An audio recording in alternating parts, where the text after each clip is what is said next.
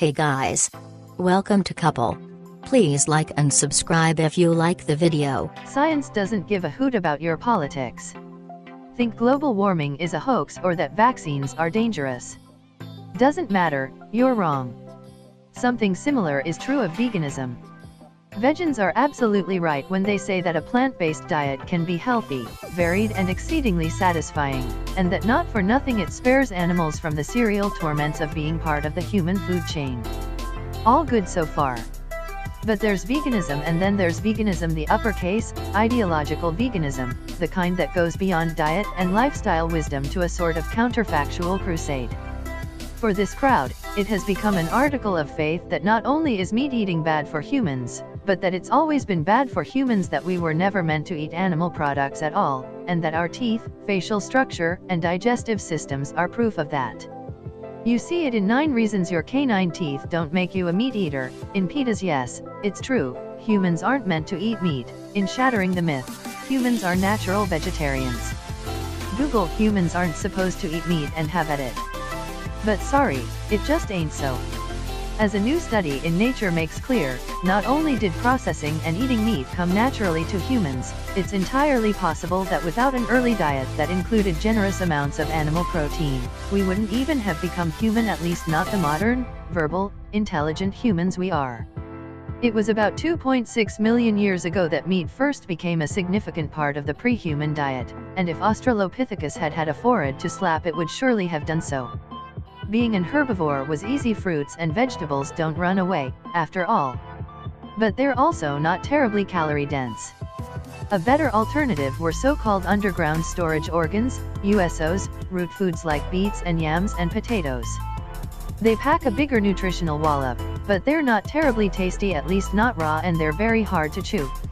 According to Harvard University evolutionary biologists Catherine Zink and Daniel Lieberman, the authors of the Nature paper, proto-humans eating enough root food to stay alive would have had to go through up to 15 million chewing cycles a year. This is where meat stepped and ran and scurried in to save the day.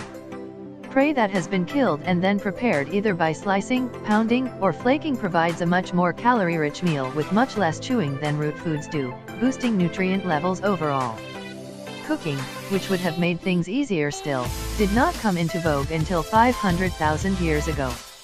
In order to determine how much effort primitive humans saved by eating a diet that included processed animal protein, Zink and Lieberman recruited 24 decidedly modern humans and fed them samples of 3 kinds of OSUs, jewel yams, carrots, and beets, and 1 kind of meat, goat, raw, but screened to ensure the absence of any pathogens. Using electromyography sensors, they then measured how much energy the muscles of the head and jaw had to exert to chew and swallow the samples either whole or prepared, one of the 3 ancient ways. On average, they found that it required from 39% to 46% less force to chew and swallow processed meat than processed root foods. Slicing worked best for meat, not only making it especially easy to chew, but also reducing the size of the individual particles in any swallow, making them more digestible. For OSUs, pounding was best, a delightful fact that one day would lead to the mashed potato. Overall, Zink and Lieberman concluded, a diet that was 1/3 animal protein and 2/3 OSUs would have saved early humans about 2 million chews per year, a 13% reduction, meaning a commensurate savings in time and calorie-burning effort just to get dinner down. That mattered for reasons that went beyond just giving our ancient ancestors a few extra free hours in their days.